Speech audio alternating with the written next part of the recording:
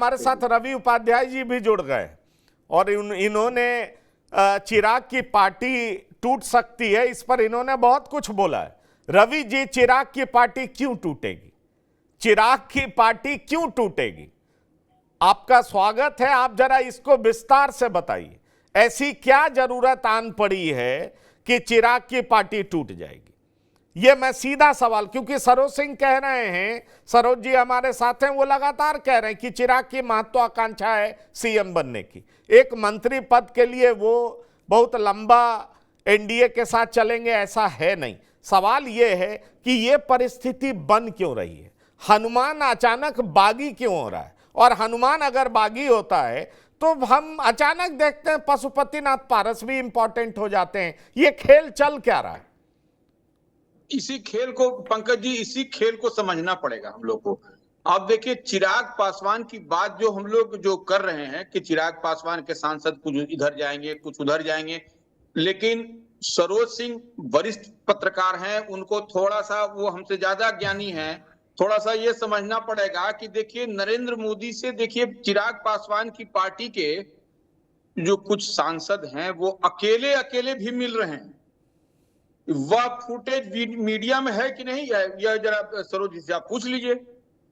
अकेले अकेले मिलने का, देखिए चिराग पासवान के साथ आप जाकर के मिल रहे हैं, वह तो ठीक है, समझ में आ रही है बात कि वह पार्टी का राष्ट्रीय अध्यक्ष है, मंत्री हैं और हमारे पार्टी के सर्वे सर्वा हैं, उनके साथ जाकर के हम प्रधानमंत्री से मिल रहे हैं, वह तो वहां तक तो ठीक है।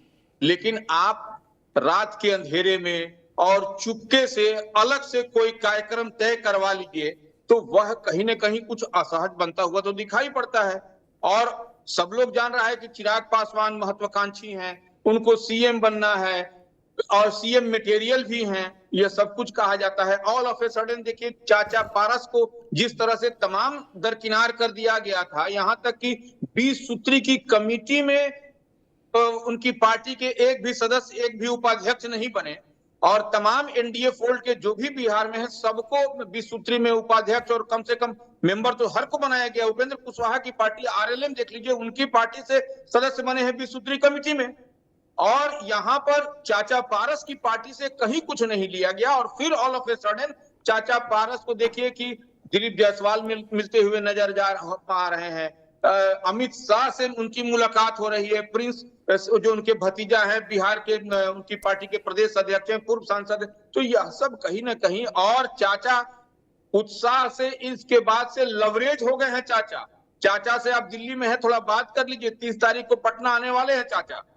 तो उनकी जो शैली है, जो बात करने का तरीका है, बॉडी लैंग्वेज है, टोटल कुछ बदल गया है पशुपति कुमार पारस का। तो ये कहीं ना कहीं वह इंपॉर्टेंस, वह उनको महत्ता एनडीए फोल्ड में फिर से मिलने लगी है, और मिलनी भी चाहिए, क्योंकि देखिए उनकी पार्टी के एक एमएलसी हैं, बिहार विधान परिषद के सदस्य हैं।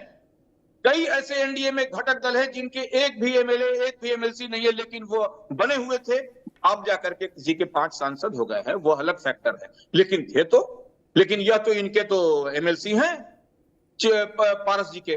तो ये देखिए बात को समझने की है। देखिए हम कोई बात बलधुनकी में और जबरन हम कोई बात कह दें तो वैसे नहीं होता है, कोई बात को समझना पड़ेगा और बारीकी से हम लोग को, और हम लोग का काम भी है डॉट से डॉट मिलाना, डॉट से डॉट मिला करके भी हम कोई बात कहते हैं।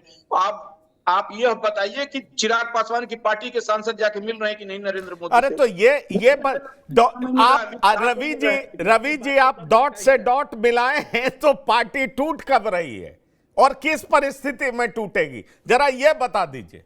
देखिए पार्टी इतनी जल्दी नहीं टूटेगी, कोई हड़बड़ाहट, कोई जल्दबाजी नहीं है, लेकिन जो कुछ बनता हुआ दिखाई पड़ रहा वह, उसमें समय लगेगा। अभी क्यों समय लगेगा? अभी तो ऐसा कुछ होता भी नहीं आ रहा है, और ना हम ही कभी कह रहे हैं कि पार्टी टूट रही है, यह तो हम भी नहीं कह रहे हैं कि पार्टी टूट रही है, ना पार्टी में कुछ।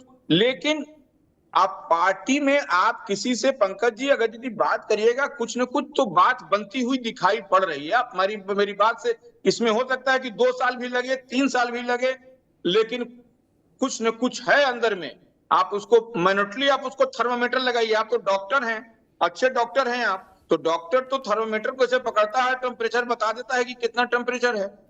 इसलिए हमको लगता है कि आप पकड़ लीजिएगा टेम्परेचर, आप बुखार।